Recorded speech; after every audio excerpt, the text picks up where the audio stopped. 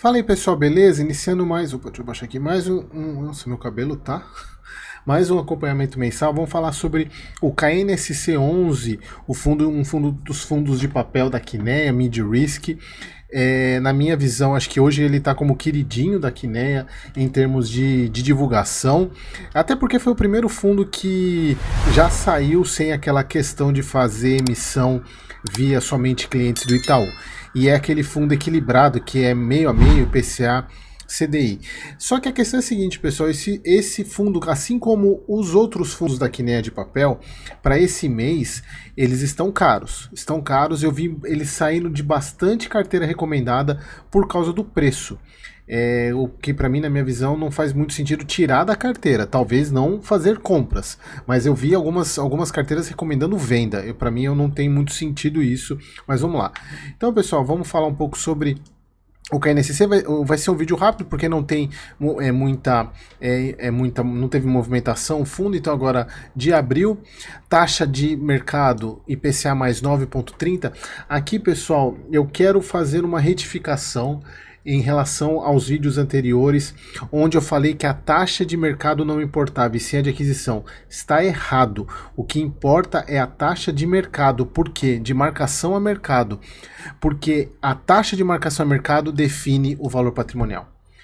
É a marcação a mercado que define o preço da cota no mercado. E aí é o preço da cota de mercado, patrimonial, e o preço da cota de mercado tende a acompanhar o preço do patrimonial. Então você comprando o fundo a 8,90, você está levando IPCA mais 9,30 e não na taxa de aquisição IPCA mais 7,13.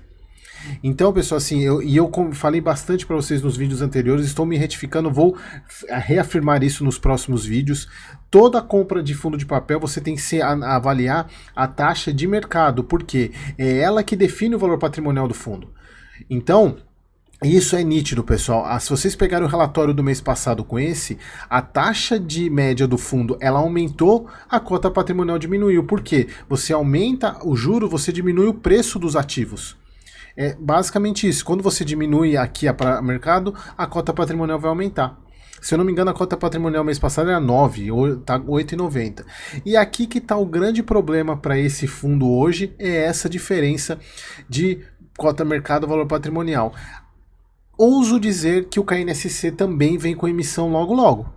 E está precisando, porque ele precisa crescer, e eu vejo, embora, pessoal, com essas taxas eu não estou vendo muito sentido emissões primárias, tá? E sim, talvez compra no secundário, mas vamos ver, né? Então, entrando no fundo em si, ele está com parte IPCA, IPCA 60% do patrimônio, com remuneração de IPCA mais 9,30, e a parte CDI, que é 43%, ou veja, quase 50-50, eu gosto muito desse fundo por esse equilíbrio, porque você, obviamente, você não vai ter nenhum melhor dos dois cenários, mas você tem um equilíbrio. Ele é muito bom para compor carteira, sim. Parte CDI mais 3,6.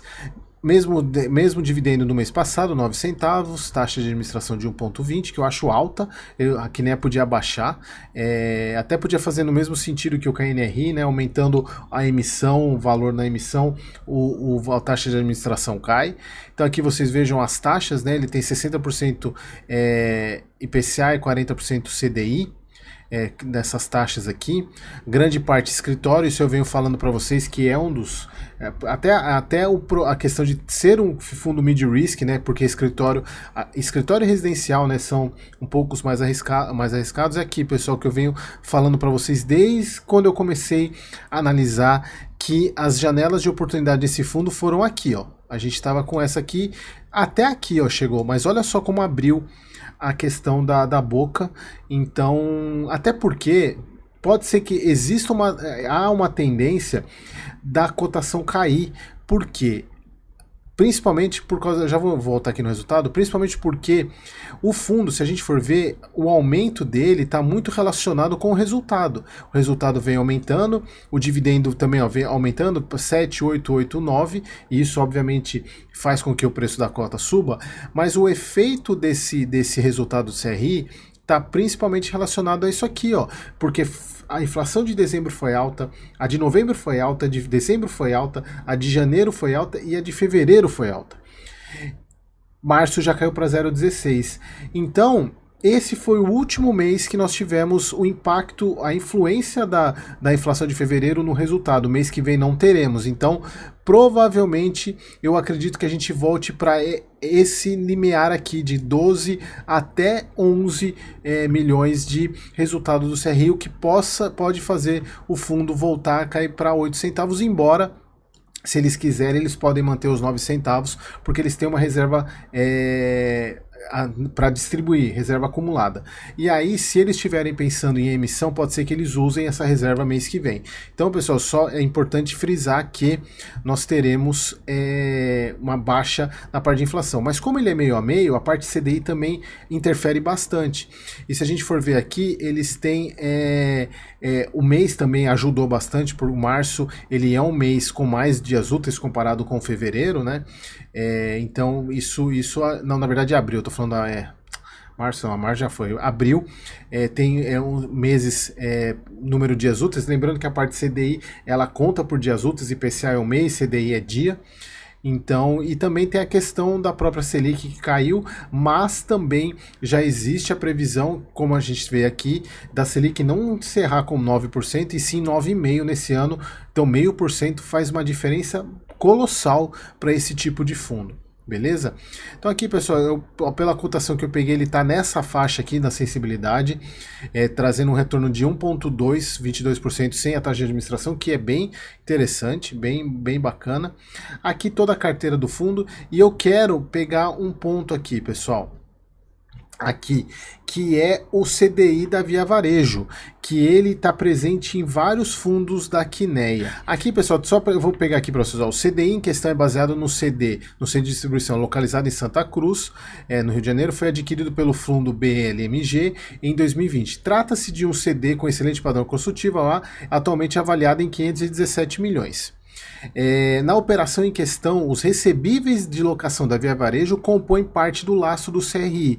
Quem assistiu o vídeo do IRDM, quando eu falo da questão da Vibra, é exatamente a mesma coisa. É como se a Via Varejo, como se o aluguel, a Via Varejo decidisse parar de pagar o aluguel. E ela, por exemplo, ela comprasse o imóvel, ela passaria a ser locatária dela mesma, ela parasse de pagar.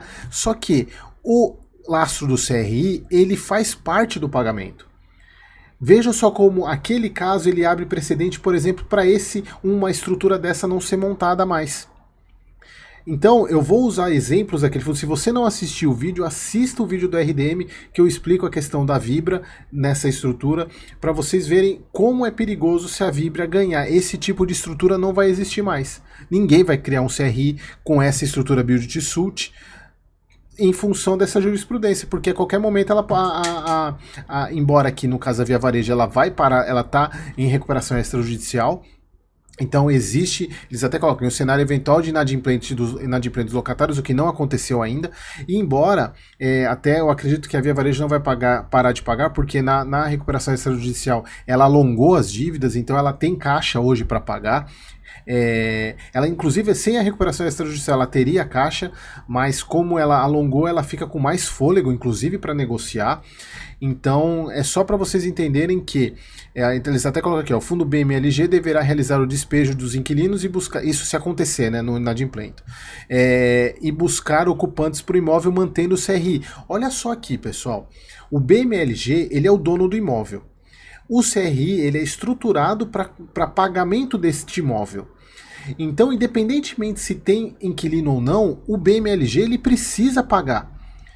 Ele tem que arrumar alguém que pague o aluguel para ele usar esse dinheiro do aluguel e pagar o CRI.